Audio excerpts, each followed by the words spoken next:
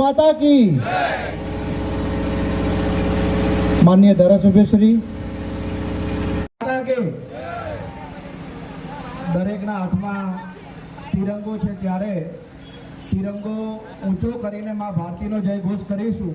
બોલો ભારત માતા કી, ભારત માતા કી.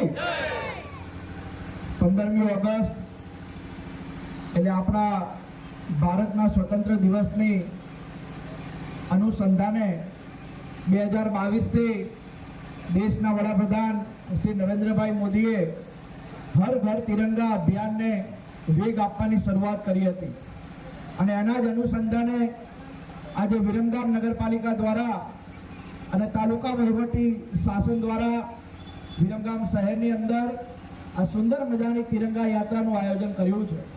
આ તિરંગા યાત્રામાં આપણી સાથે ઉપસ્થિત નગરપાલિકાના પ્રમુખ કામિનીબેન, નગરપાલિકાના ચીફ ઓફિસર માને જયેશભાઈ, આપણા વિરમગામ ટાઉનના પોલીસ ઇન્સ્પેક્ટર માને દવે સાહેબ, રૂરલ પોલીસ ઇન્સ્પેક્ટર માને ચૌધરી સાહેબ, વિરમગામ એસઆરપીની ટીમ, વિરમગામના મામલતદાર શ્રી, વિરમગામના ટીડીઓ શ્રી, વિરમગામની વિવિધ સ્કૂલોમાંથી આવેલા સૌ વિદ્યાર્થી ભાઈઓ બહેનો, આશા વર્કર બહેનો, આંગણવાડીની બહેનો, વિરમગામ શહેર ભારતીય જનતા પાર્ટીના સૌ હોદ્દેદારો, કોર્પોરેટરશ્રીઓ, પોલીસ મિત્રો, આપ સૌનું આજના આ તિરંગા યાત્રામાં હૃદયના ભાવથી હાર્દિક સ્વાગત કરું છું. આપ સૌને વંદન કરું છું.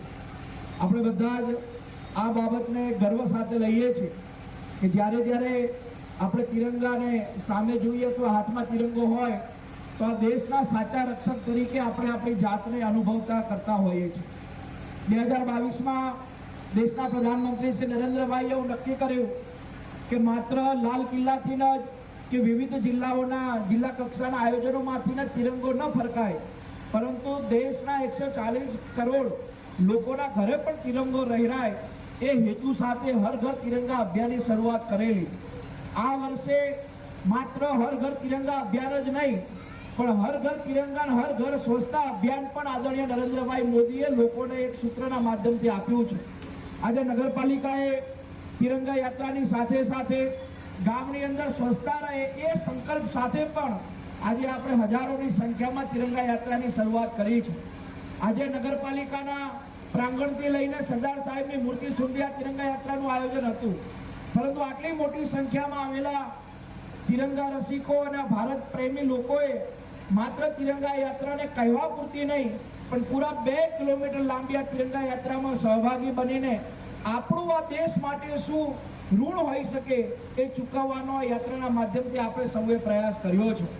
મારી આપ સૌને એક ખાસ વિનંતી એ પણ છે કે આ તિરંગા યાત્રા કર્યા પછી તિરંગો હાથમાં તો રાખીએ પરંતુ એને ઘરે લઈ જઈને પોતાના ઘર ઉપર પણ આ ઘર ઘર તિરંગા અભિયાનને વેગ આપવાનું કામ તમે બધા કરો એવી આપ સૌને વિનંતી કરું છું. સાથે જ તિરંગાનું પૂર્ણ સન્માન થાય, તિરંગો ક્યાંય પણ નીચે ન રહે, ક્યાંય નીચે પડે નહીં, ક્યાંય ભૂલથી મુકાય નહીં, એની પણ સાવચેતી આપણે બધા રાખીએ એવી આપ સૌના માધ્યમથી વિનંતી કરું છું. પુનઃ એકવાર આઝાદીના આ અમૃત મહોત્સવની અંદર 2 દિવસ પછી આપણે બધા જ લોકો સમગ્ર ભારતની અંદર વિદેશમાં રહેતા ભારતીયો દેશની સ્વતંત્રતા દિવસ ઉજવતા હોય છે.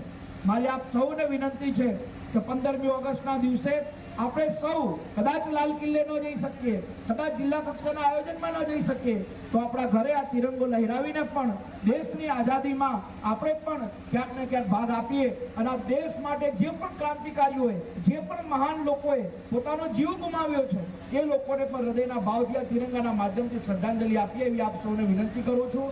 પુનઃ એકવાર આ સુંદર મજાના આયોજન માટે હું વિરમગામ નગરપાલિકા તમામ વહીવટી અધિકારીઓ, સૌ કર્મચારીઓ, પત્રકાર મિત્રો, પોલીસ મિત્રો આપ સૌનો હૃદયના ભાવથી આભાર માનું છું. જય હિન્દ, જય ભારત.